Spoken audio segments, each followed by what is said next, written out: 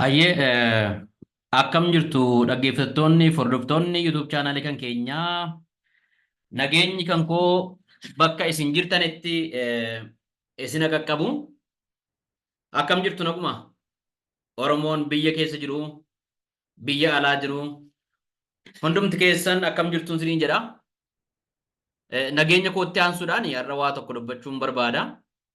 Innis maal inni hojjettan waan sooshaal miidiyaa kanarra deddeebi'aa jiruu fi qorannoodha jedhamee maqaa qorannootiin qubee afaan Oromoo irratti duula gaggeeffamaa jiruun kaasee irraa dubbachuu barbaada. Inni kun sooshaal miidiyaa yookaan miidiyaa hawaasummaa irratti gidduu kan ilaaltu yoo ta'e garmalee ajandaa yookaan mata duree dubbii ta'ee jira. Maal inni dudduuba keetti arginu kun yoo jettanii kuullee afaan Oromooti. Kuullee Oromoo moo kuullee afaan Oromoo jedhanisa? Waan nama ajaa'ibu jechuudha. Gidduu kana afaan Oromootii fi yookaan immoo afaan Oromoo akkamitti jennaan rakkisaadha amma. Oromoodhaaf qubee biraa argine qubee isin jedhamu kuullee biraa argine kan jedhu tokko namoonni muraasni qabatanii ba'anii jiru. Waan kun immoo dhoksaadhaan akka inni manneen barnootaa tokko tokko keessatti barreeffamaa jirus immoo obbo Fedhasaa kan jedhamu gaafa dhaqee Wallaggaa Yuunivarsiitiitti pirezentii kana yookaan immoo pirezentii godhu kana yookaan qorannoo isaa kana dhiyeessu afaan Oromoo yookaan immoo qubee duraanii dhiifneetu kuullee kanaanii Oromoo ijoollee Oromoo barsiisaa jirra waan jedhu kaasee jira. Waanni kun beekamtii waajjira barnootaa yookaan immoo biiroo barnootaatiin Oromiyaatiin ta'e moo dhoksaadhaan barsiisaa jiru moo gaaffii guddaa keessa kan nama galchuudha jechuudha. Naannoo nama 6,000 barateedha. Maal eessatti baratanii yoom baratanii eenyutu barsiise?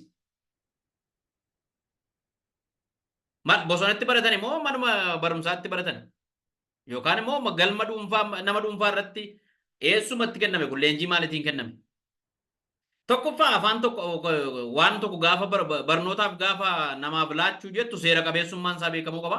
Seera qabeessummaadhaaf immoo mirkanaa'uu qaba. Malee cal jetteetuma ani kanan uume jettee kaatee nama hin barsiiftu. Ana asirratti Maaster Hasan kan jedhamu nama kanadha kan kuullee kanan isinii boca jedhu nama dudduuba kootii kana jechuudha.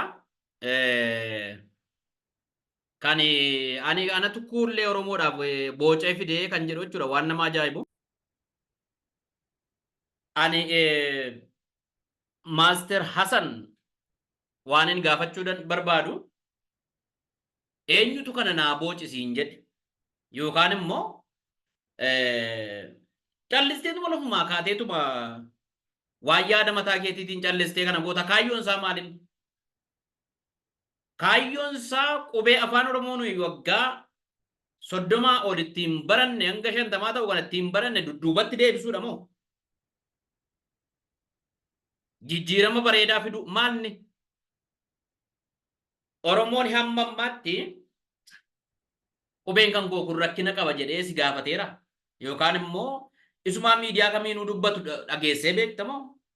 Callisteetuma lafaa kaatee akka abjuu nama abjuu keessaa ka'ee baannanuutti waanuma sitti mul'ate tokko caljetteetuma keessa. Maa inni kaayyoon isaa?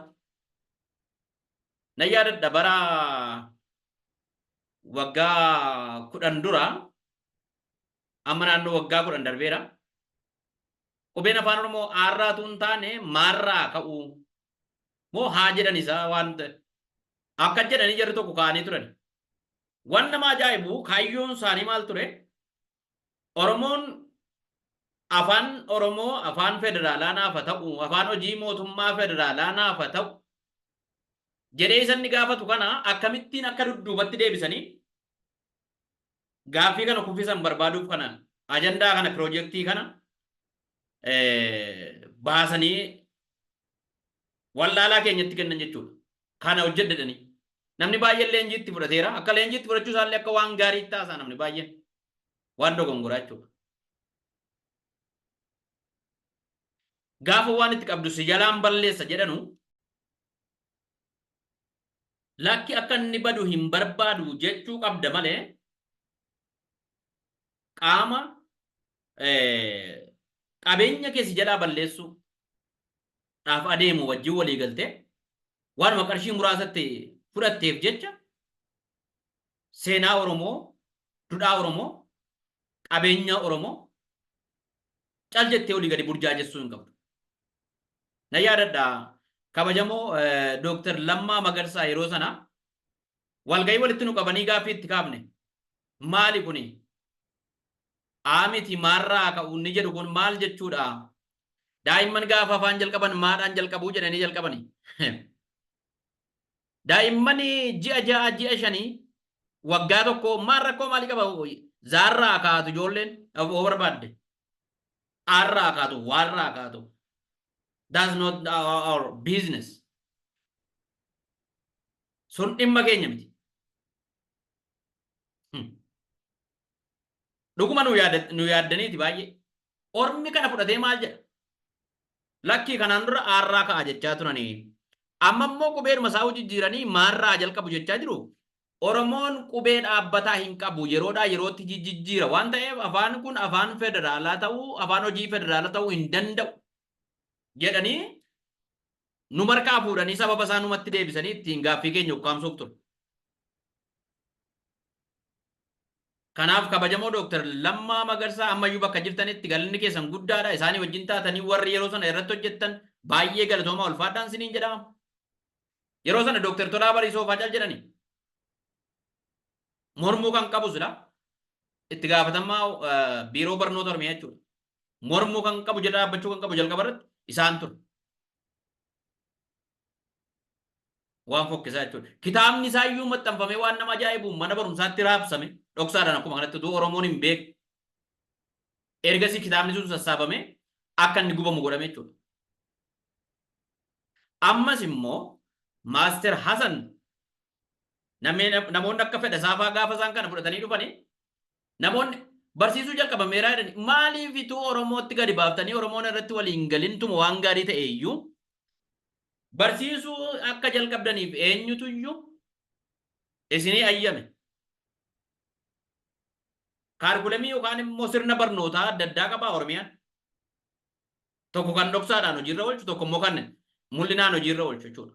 Moo beekamtii mootummaa naannoo Oromiyaatiin alatti callistaniituma kitaaba barreessitaniituma mana barumsaa tokko tokkotti dhaqxanii daraarra kanarraa barsiisaa jettanii barsiisotatti hirtanii. Barsiisaan fudhatee barsiisu immoo yoon barate. Maaliin waan akkasii? Dhimma isin hin galchine keessa maa galtu qorannoon qoratinaa achuu miti. Abbaan fedhe qorannoo gaggeessuu danda'a. Garuu qorannoon kaayyoo mataa isaa qaba. Sababa mataa isaa qaba. Maa inni barbaachisummaansa? Significance of the study kan jedhu. Maa inni eenyutu naa booci jedhe kana. Maaltu sin gaafata? Akka sababaatti kan Maaster Hasan kaase ani sooshaal miidiyaa irratti kan hin arge qubeewwan dachaa dhaashaan kun chaanfaan kun jabaachuu hin danda'anii. Fakkeenyaaf dooktarri garaa namaa baqaqsee hodhe jechuu barbaanne dhaan gatii jabaatu hodhe jennaa. Amma mee Oromoon hodhee akkati jettu sanatti dubbisee hin beeku. Situ dubbisuu danda'a malee Oromoonni kaan akkasitti dubbisee hin beeku. Hodhee rumatti dubbisanii hodhee rumatti dubbisa. Jabaates laafes. Akka loqoda gootiitti dubbisa malee akka teettutti miti. Akka galma afaanichaatti dubbifta malee sababa kanaatiif isatti boocceenaa kan biraa gadi galchitee ol galchitee waan giizii fakkaatu tokko waan afaan chaayinaa fakkaatu tokko nutti fidde kana miti dubbiin jechuudha. Rakkina isaan sinii hima. Amma yoo kana fudhatama godhate yoo irra hojiirra oole mootummaan illee yoo hojiirra oolche kana biiroon barnoota Oromiyaa illee yoo itti dhimmee fudhatee gaarii dhadhee hojiirra oolche waan tokkoon sirriitti hima kisaaraa guddaa waggoota darban waggoota 30 ol darbaniif ana dabalatee namoonni ittiin baranne ummanni ittiin barate Oromoon akka jiruun Oromoo dabalatee inni kaanis akka jiruuni kisaaraadha jechuudha. Baajetii sanatti bahe dadhabbiin kanatti dadhabame hundumtuu kisaaraadha jechuudha. Lammata kompiitara irratti afaan kana qubee isin fiddan kana yookaan immoo kuullee isin fiddan kana kompiitara irra galchanii akkamitti barreessuun akka danda'amu an kana hin beeku. Akkas ta'a taanaani hundumti keenya lafaa kaane barachuu qabna jechuudha. Kana jechuun bajetaan gamii barbaada kana booda. Qubee laatiin irraa ergifanne qubee afaan Oromoo jennee ammatti fayyadamnu jettani. Eeyyee ergifachuu keenya hin beekna. Afaanni afaan irraa jechootas in ergifataa qubees in ergifata. Rakkina maalii qaba kun? Warri laatiinii qubee kan keenya nuu deebisaa hin barbaannu hin jenne. Isa isin ergifne sana nuu deebisaa hin jenne. Kanaafi waan kan keenya qabaachuu isheen jettu waan bareedduu garuu immoo hin danda'amu kun kisaaraa guddaadha. Kun kisaaraa guddaadha. Kitaabni hanga ammaatti afaan qubee afaan Oromoo kanaan barreeffame hundi isaa kun kisaaraadha jechuudha. Hundi isaa kun faayidaan adda ta'a jechuudha. Walaloon, yeedaloon, sheekoon, kitaabni barnootaa, seena wanti kanaan barreeffame hundumtuu gaazexaan wanti isaan barreeffame hundumtuu tabaala ta'a jechuudha. Hojiin ala ta'a jechuudha. Kalaas. Kitaabni mamma barataan Oromoo ittiin barachaa jiru manneen barnootaa Oromiyaa hunda keessaa walitti sassaabnee hammatu lafaarra deebinee maxxansina jenneeti waan isin kuulleettan kanaan. Bajetan mamii barbaada. Nama kana lafaa leenjifna barsiisaa lafaa leenjifna maali waan taatan isin? Maa walakkaa jaarraa tokko dudduubatti nu deebiftu?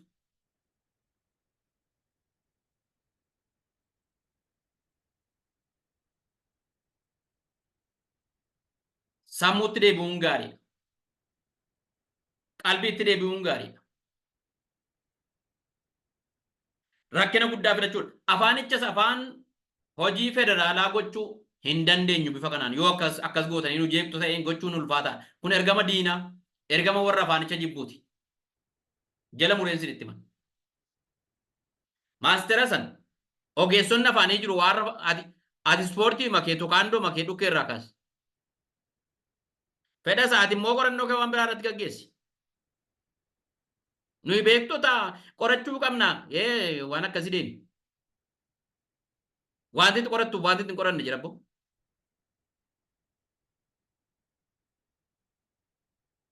Anis akkuma kee nama baratee jiruudha waan baay'ee isaa nu beektota kanaaf maal godhatte waan awwaara kaaftu hin qabdu.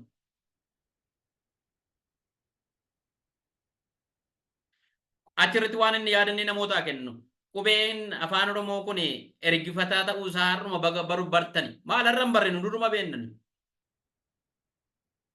Duruma beekna amannee fudhannee itti fayyadamaa jirra nummiinis nu gargaare malee. Kanaaf waan Oromoo jaarraa meeqa dudduubatti deebisu hin hojjetina. Keessumattuu ilmaan Oromoo taatanii. Waan Oromoo ijaaru hojjedhu malee waan Oromoo diiguun hojjetin. Kana mootummaanis hordofee biiroon barnoota Oromiyaas kana hordofee mootummaan naannoo Oromiyaas kana hordofee dhimma kana bakka inni jirutti dhaabsisuu qaba. Jara kanallee of eeggannoo itti kennuu qaba.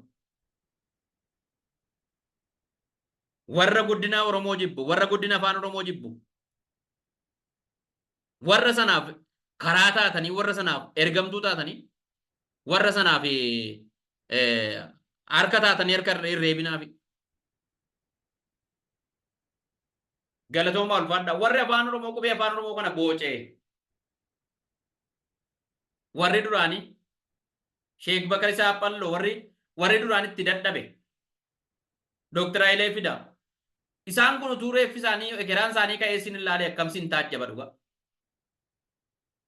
Nagaanaa qabaadhaan isiniin jedhaa Oromoo YouTube kana like share subscribe gochuu hin dagatina ulfaadha kanaaf namni hundumtuu bakka jirutti Oromoodhaan kan jedhu yaada kana hundumaa waan kuullee Oromoo jiru kana mormuu qaban gama kooti nagaa naa ta'a